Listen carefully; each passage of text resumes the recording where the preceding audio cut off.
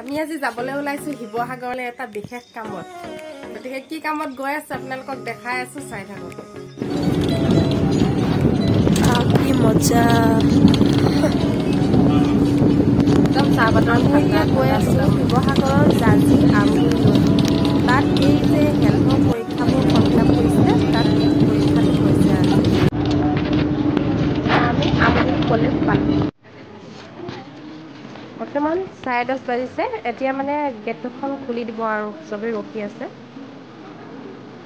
ইয়াত খুলিছে প্ৰায়। লাইন দেখিছেনে কিমান দূৰলৈ লাইন, একদম বাহিৰৰ গেটৰ পৰা ভিতৰলৈকে লাইন ষ্টুডেণ্ট লৈ। গেট খুলি দিলে এতিয়া সোমাই আছে চব। মই এতিয়া বেটিক সোমোৱাই থৈ ওলাই আহিছোঁ। কিবা এটা খাম বুলি ভাবিছোঁ। ওচৰততো একোৱে পাবলৈ নাই।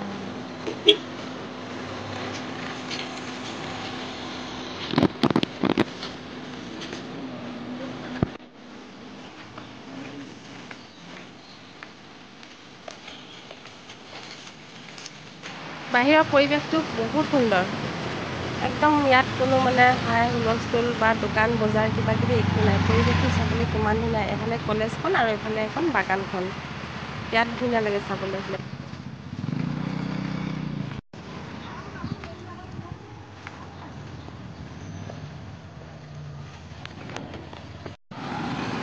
চব দোকান বন্ধ, খাবলৈ একো নাই। ৰাতিপুৱা 6টা বজাতে ওলাই আহিলোঁ। এতিয়া তাই পৰীক্ষাত সোমাই গ'ল। কিবা এটা খাম বুলি ভাবিছিলোঁ, নাই, চব বন্ধ। বিচাৰি বিচাৰি ইমান দূৰ পালোহি। চাই লওঁ, আমি ঘূৰি আহি জাজি পালোঁ। ইয়াতে ধাবা এখন পালোঁ, ইয়াতে খাবলৈ লৈছোঁ। আইটেম ঢেৰ দিছে। বেটিয়ে খাই খুব ভাল পাইছে। খাই ভাল লাগিলে। প্লেট বেছি নহয়, 100 টকা।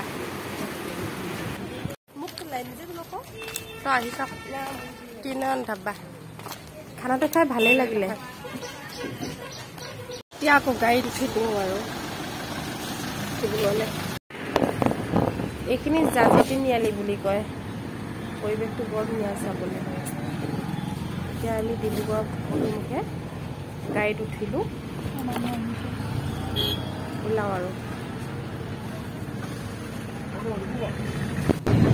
ঘৰলৈ বুলি উভতিলোঁ আৰু এতিয়া। বহুত কষ্ট হ'ল।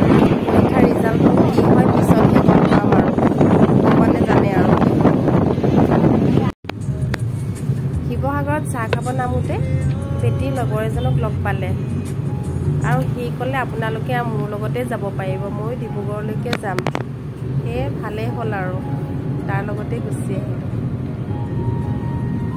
আৰু বেছি দূৰ নাই আৰু এইখিনি গেমনৰ ওচৰৰ ৰেল লাইনৰ দলংখনি পালোঁ। পাৰ হৈছোঁ।